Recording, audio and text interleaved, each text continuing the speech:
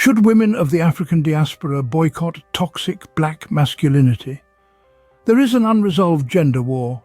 Some issues are minute, while others are quite serious, such as femicide, physical harm, financial abuse, pedo problems, and intimidation. Though these issues are throughout the African diaspora, they are most discussed among African American women. Many content creators fight the good fight and bring awareness to issues of toxic black masculinity. The needle has not moved much in the way providing African American women with safety and security, including the advent of black femicide legislation. Unfortunately, these issues of abuse are germane to African American women. Toxic masculinity and female oppression are global phenomenon. One women's group have made headline news for their response to toxic masculinity. The women of South Korea have taken a stand against South Korean men's undesirable behavior.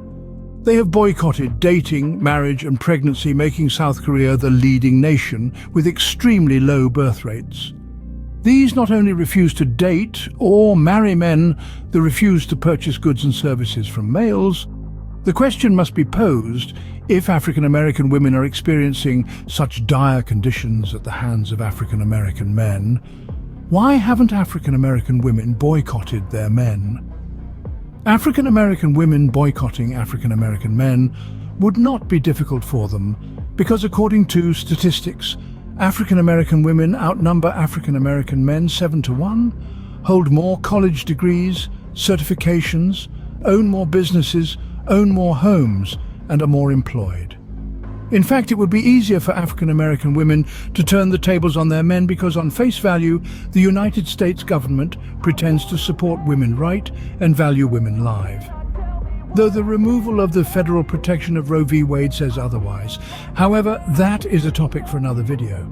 Some suspect many African American women have not followed in their South Korean counterparts' shoes because of the epigenetic tethering to enslavement and Jim Crow, wherein over 3,000 African American men were lynched. However, many African American women were lynched and brutalized.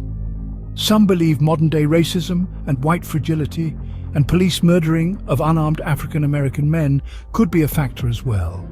Therefore, African American women have not reached self-actualization as a collective, realizing it is not their duty or obligation to save abusive African American men from their karma.